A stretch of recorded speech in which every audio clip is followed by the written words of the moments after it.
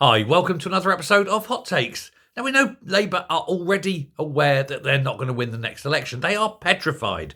And so what are they doing? Well, they're going to change the way we vote in order for them to benefit and to basically rig the election in their favour.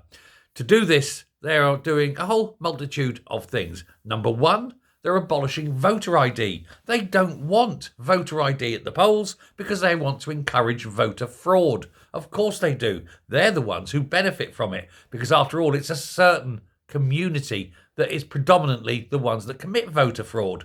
And they think, the Labour Party think that they will vote for them. I don't think they've realised the rise of Islamic parties in this country. They'll suffer for it, but it's still a stupid idea. Voter ID is absolutely the right way. You don't drive a car without a driving licence. Why should you vote without a form of ID to prove that you are eligible to vote? Number two, they're changing the eligibility to vote.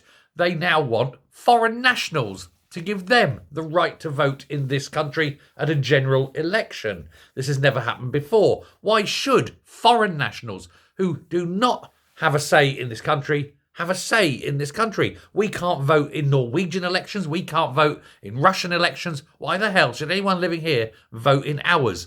Only citizens, and I say only 3-generation citizens, should be allowed to vote in this country. Citizenship should not be a lightly given thing. And yet the Labour Party, desperate to stay in power, are willing to give anybody and everybody who comes to this country, however temporary, the right to vote. And, of course, the party that says that a human mind is not fully developed till you're 25, in order to keep young men out of prison for doing terrible things to children, is now saying, oh, well, yes, while you're still not capable of thinking until you're 25, we want you to have the vote at 16. These are all cynical pro-Labour stances. They know children are stupid and will vote left-wing because they haven't lived long enough to realise how stupid you have to be to vote left-wing. As people get older, they naturally move to the right because they become more intelligent, more experienced, wiser. It's only idiots to vote for the left, isn't it, after all?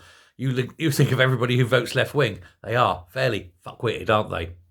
They think socialism's going to make their life better. Wow, how naive and stupid can you get? But that's the problem, and they are attacking that. They're going for the children. Labour's way, they do like getting their hands on children, don't they? We see that. So there we go. Undermining our democracy simply because they know that in no other way are they getting back into power, perhaps ever. This needs to be resisted at every stage.